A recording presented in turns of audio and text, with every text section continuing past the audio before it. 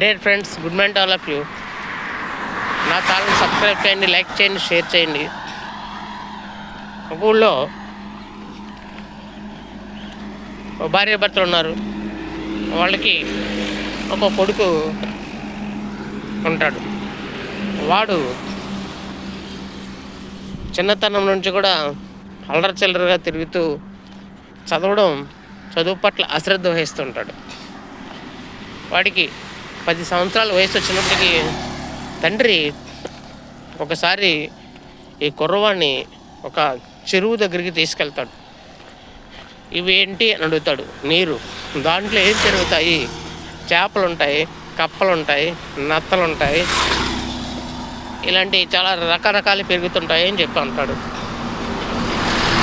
అయితే చెరువులో నీరు మొత్తం ఇంకిపోయింది అనుకో, ఎండిపోతే వాటి పరిస్థితి ఏంటి అని అడుగుతాడు. చెరువులో నీరు ఇంకిపోతే అవి అన్నీ కూడా చచ్చిపోతాయి నాన్న అంటాడు. అరే బాబు, తల్లిదండ్రులు ఉన్నంతసేపే మీకు.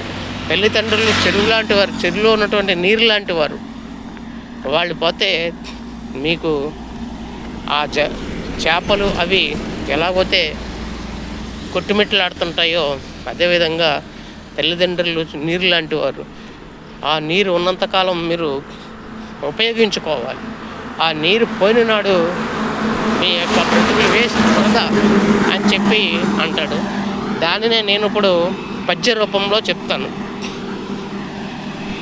చెరువులోన నీరు ఉన్నన్న నాళ్ళు, చెరువులోన నీరు ఉన్నన్న నాళ్ళు, చేపలు, పీతలు, నత్తలు, కప్పలు, చేపలు, పీతలు, నత్తలు, కప్పలు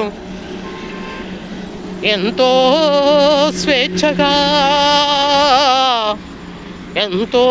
స్వేచ్ఛగా జీవించును కదా. చెరువుల్లోన నీరు ఇంకిపోయిన నాడు, చెరువులలోన నీరు ఇంకిపోయిన నాడు, వాటి గతి ఏమి పట్టునో గదా, వాటి గతి ఏమి పట్టునో గదా.